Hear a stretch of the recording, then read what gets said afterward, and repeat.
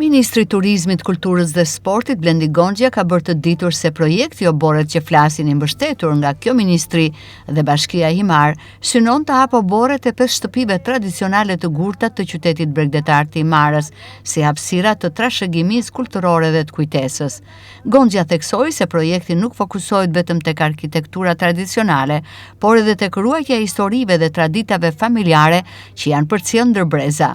Sipas ministrit, në këto obore ruhen ende rrëfime familjare, tradita, këngë, pundore dhe mënyra jetese që kanë kaluar brez pas brezi, shpesh të mbajtura gjallë nga gratë e komunitetit.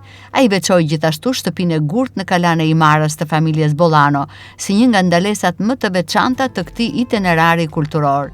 Ka filluar të ndërtohet në vitin 1944. Shtëpia që jetoj unë tani ka qenë e vjerit tim, ne kemi rikonstruktuar se ishte një dhomë dhe kemi sjellë në metrat që duam neve tani.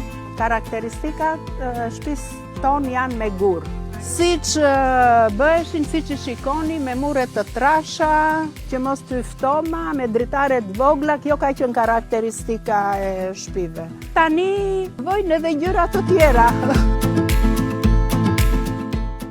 Mblidheshin shoqet e vjerës time që ka qenë këtu, e bënin bashk, ngjyenin vezët, gëzonin se bënin fustane të reja, këto.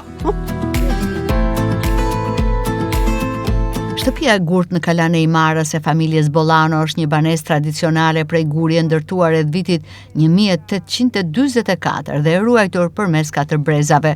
Obori i vogël i mbushur me bimë aromatike si rozmarina dhe dafina krijon një atmosferë të qetë mikpritjeje familjare.